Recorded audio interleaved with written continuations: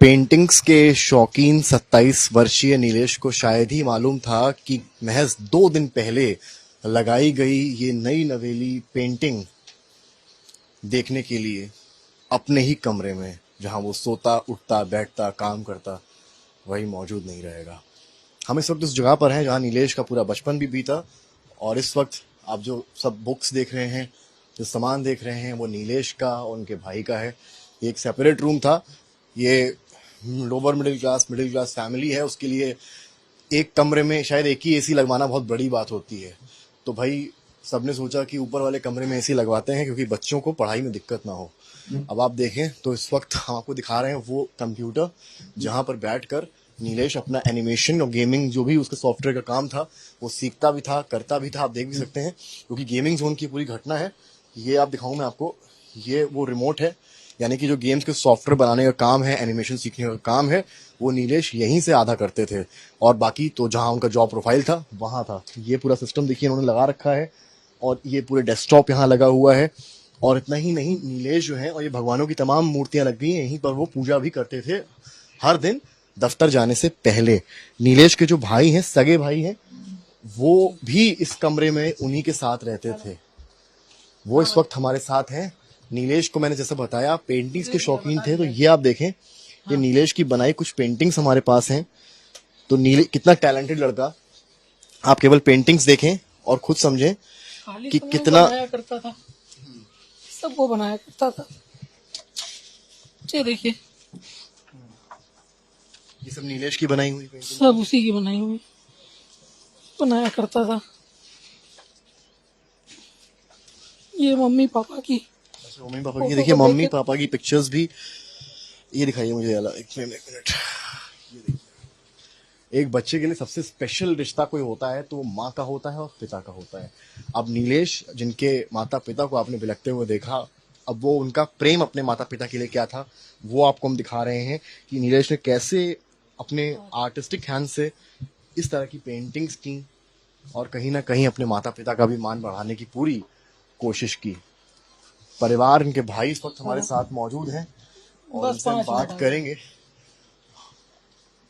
आपका क्या नाम है? जी अभिषेक कुमार। शेख भाई, बहुत दर्द भरा क्षण है आज, जैसा मुझे मालूम पड़ा इस कमरे में आप दोनों साथ ही में रहते थे, क्या जी। कुछ यादें हैं? जी हम लोग साथ में बैठ के कभी वो गेम खेला करता था, हम लोग बातचीत किया करते, रात के 2-2 3-3 बजे तक साथ में समय बिताते थे। यहाँ गर्मी लगती तो दोनों भाइयों ने मिलकर एसी लगाया, तो इसी तरह हम लोग यहाँ सारा समय हम लोग यहीं बिताते थे। छुट्टी का दिन भी पूरा यहीं बीतता था हमारा उसके साथ। शेख, हम समझ सकते हैं बहुत आपके लिए बहुत ही दर्द भरा क्षण है। मुझे जाना पड़ेगा।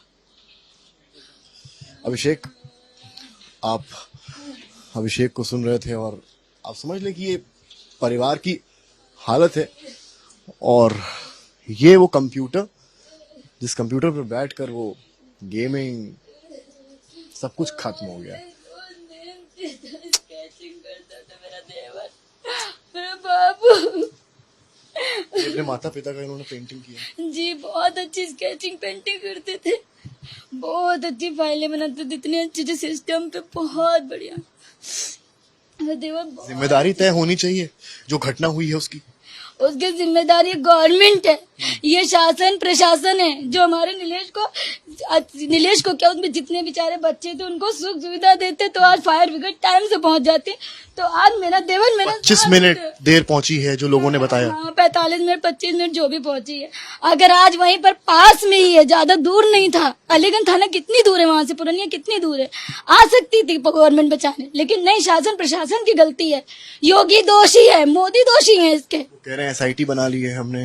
एसआईटी बनाए चाहे कुछ भी बनाए, लेकिन मेरे देवर को तो वापस नहीं दे सकते ना, वो किसी भी तरह नहीं दे सकते। शासन प्रशासन की गलती है।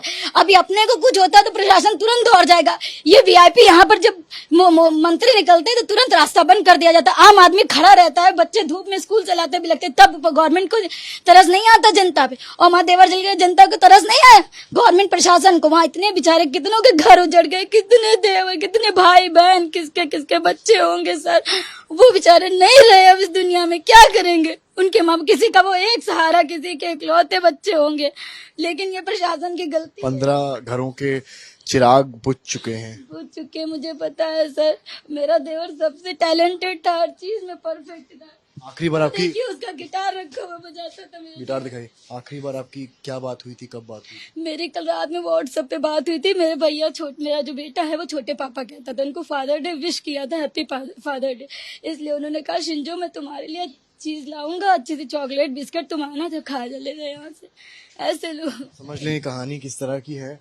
और यहाँ पर जो है फोटोज भी देखें आप, लगी है बच्चों की, दोनों भाई जो साथ साथ रहते थे। ये बच्चों के शौक निशब्द कर देने वाली घटना है।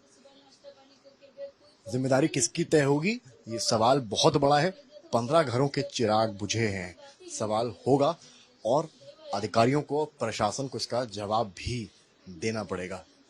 क्योंकि आज केवल एक कमरा सूना नहीं हुआ है, बल्कि एक घर सूना हुआ है, एक भविष्य सूना हुआ है और साथ साथ माता पिता का वर्तमान भी सूना हुआ है।